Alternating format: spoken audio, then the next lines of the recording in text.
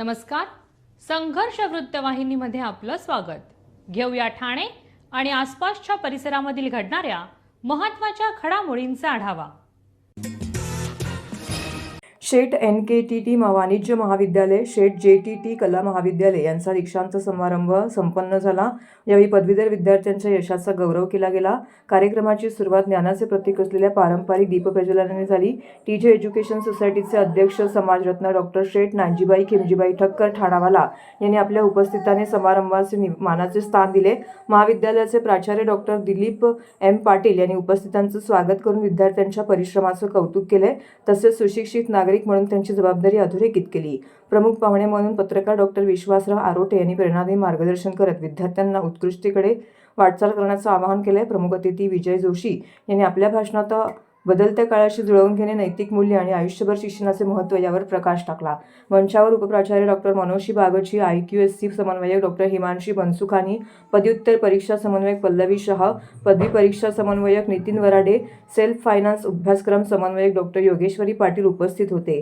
समारंभाचं मुख्य आकर्षण म्हणजे पदवी वितरण सोहळा होय.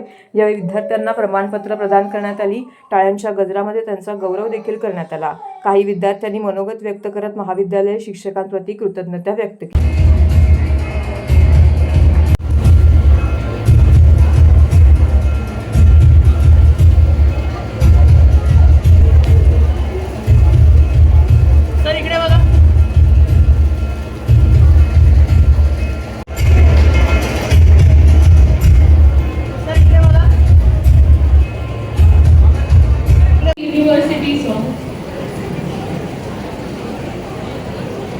आज हमारे NKT कॉलेज और TJ कॉलेज के तरफ से हमारे जो विद्यार्थी पढ़ के गए, शिकून गेले आपल्याकडून, ते विद्यार्थ्यांना बोलवले होते. त्यांना डिग्री द्यायच्या. जे डिग्री झाली आहे, ग्रॅज्युएट झाले, त्यांना डिग्री द्यायसाठी आज खास कार्यक्रम विद्यार्थ्यांना. असं तो आपल्याकडे हजारो विद्यार्थी लाखपासून जास्त आहे, पण 500 विद्यार्थीला बोलवते आणि त्याला डिग्री देते. म्हणजे ही डिग्री लई महत्त्वाची आहे, कारण की ग्रॅज्युएट झालेले आहे. त्यासाठी आज खास हमारे विजय भाई जोशी, वो बहुत सीनियर है, उनका मार्गदर्शन भी बहुत अच्छे विद्यार्थियों को मिला. हमारे प्रिंसिपल, हमारे गाँवकरी पेपर के मालिक डॉक्टर विश्वासराव और हमारी बच्चियाँ, और जो हमारे पास पढ़ के गए, ऐसा तो पढ़ के तो मैं बताया ना बहुत हज़ारों, मगर आज उनको बुलाया है 400-500 विद्यार्थियों को. उनको सबको डिग्री मिलेगी.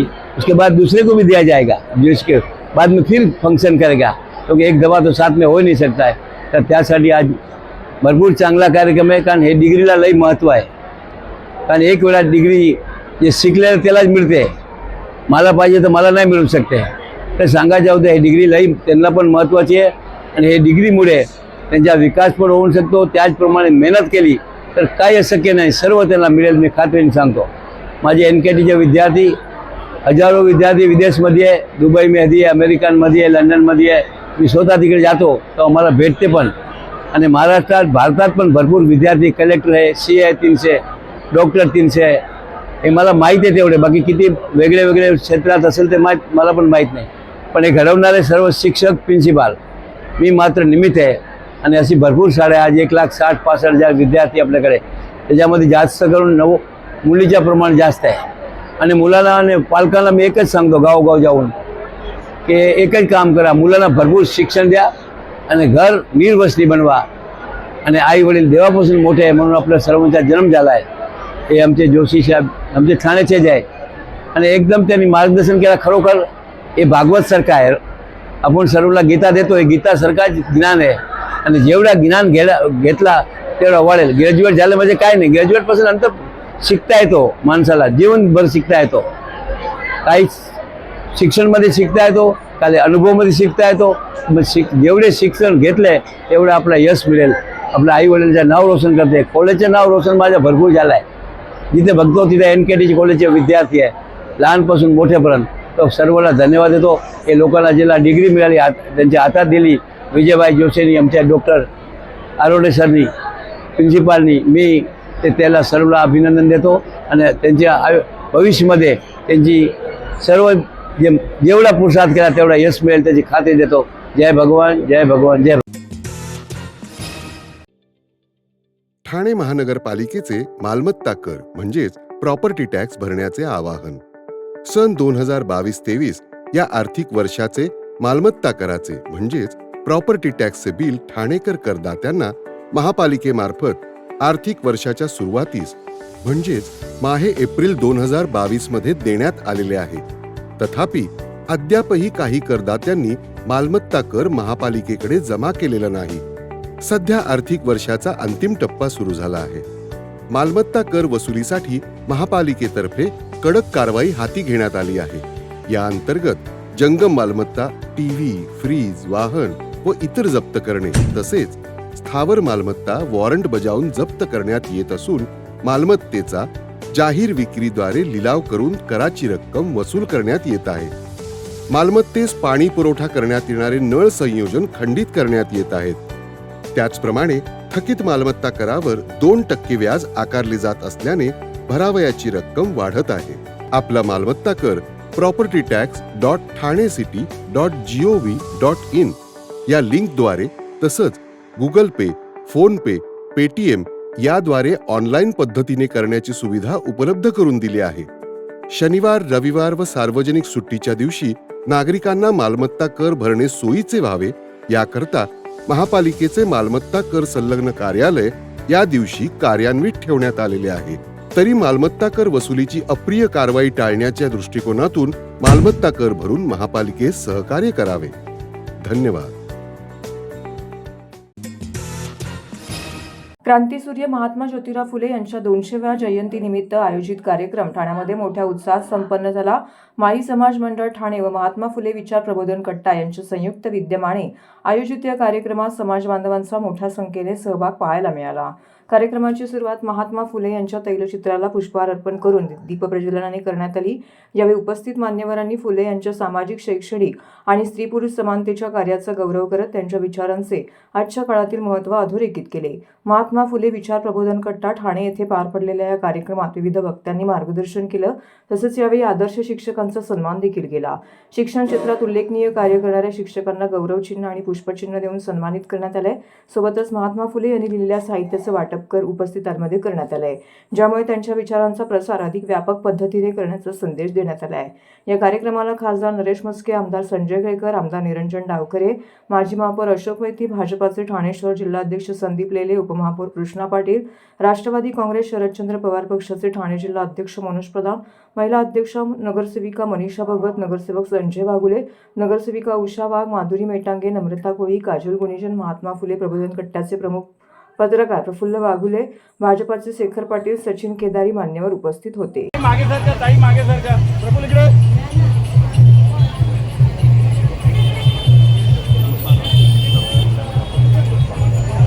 यांच्या 200व्या जयंतीनिमित्त आज आपण सर्व समाज बांधव इथे जमलेलो आहोत आणि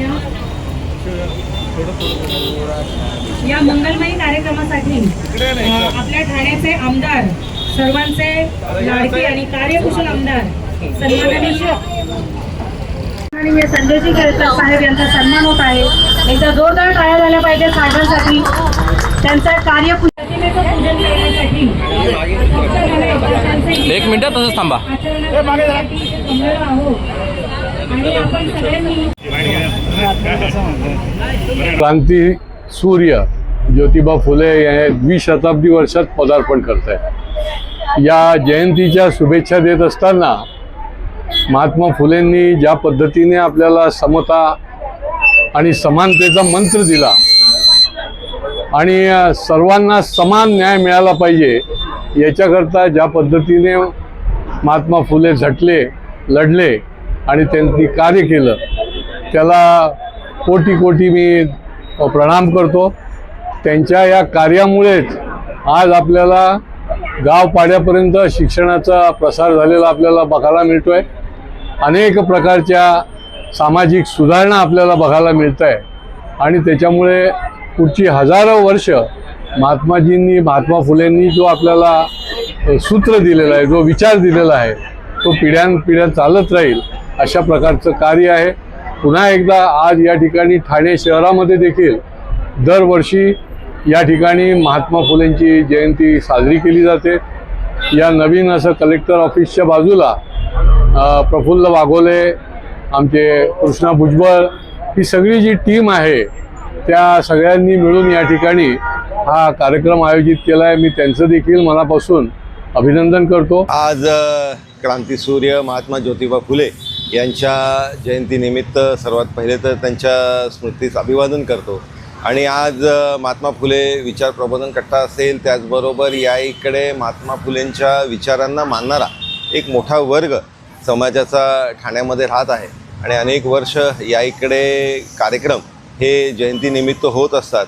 आज या इकडे शिक्षकांचा सत्कार होत असताना वर्षभर ठाण्यामध्ये शैक्षणिक साहित्य हे ठिकठिकाणी त्याचं वाटप होणार आहे. आणि त्याच्यामुळे खऱ्या अर्थाने शिक्षणाचा जो विचार, जो वारसा महात्मा फुलेंनी सर्वांना दिलेला आहे तो जपण्याचं काम आज सर्व त्यांच्या अनुयायांकडनं होतं. याचा निश्चितपणे एक आनंद आणि अभिमान आहे.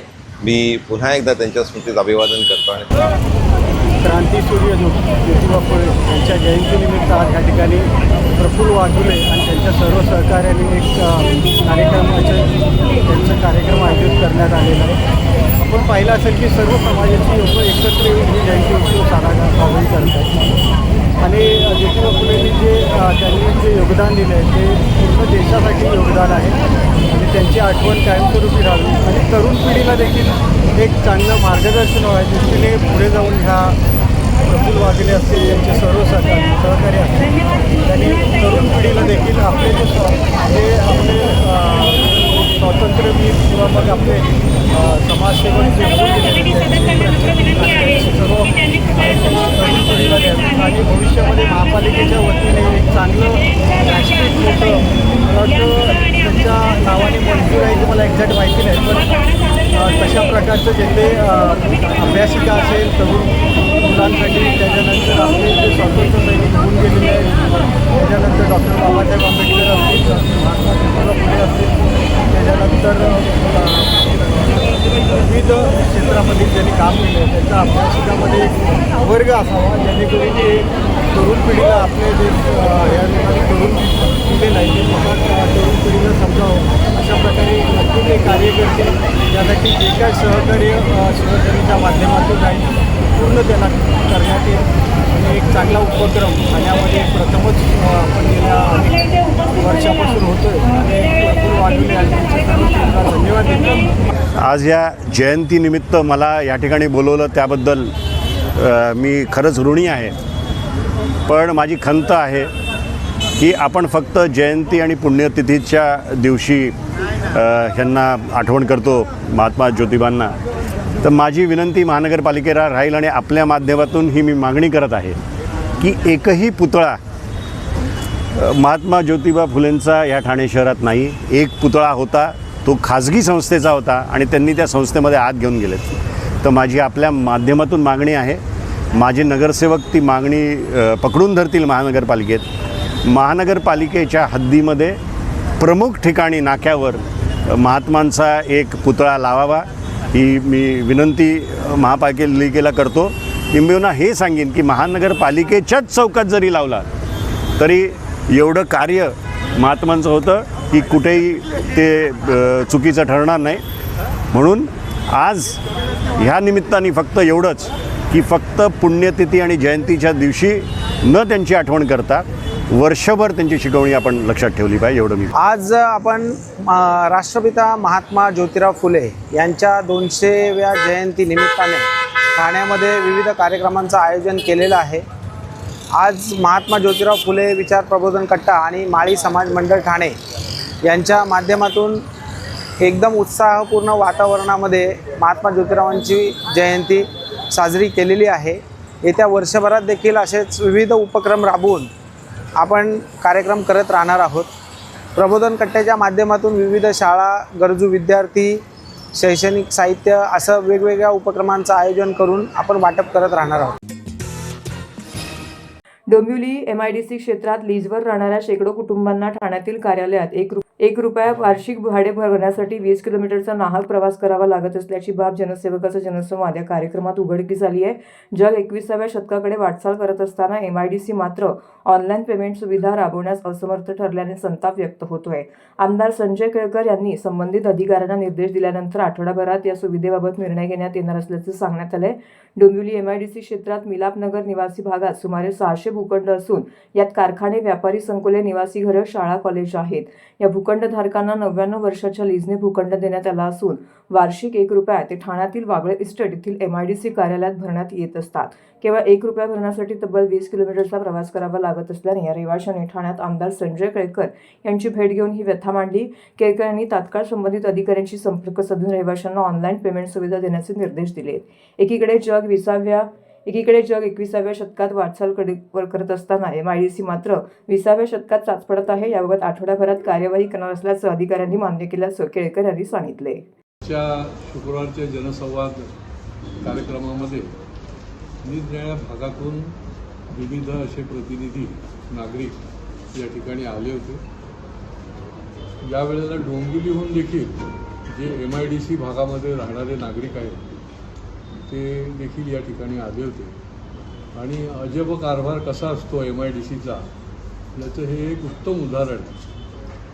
ही मंडळी जी आहे ती 99 वर्षाच्या लीजवर त्यांना प्लॉट देण्यात आले. तिथे ती घरं आहेत, हजारो लोक त्या ठिकाणी राहतात आणि ते जे लीज रेंट आहे वार्षिक ते केवळ ₹1 मूल्य आहे त्याचं.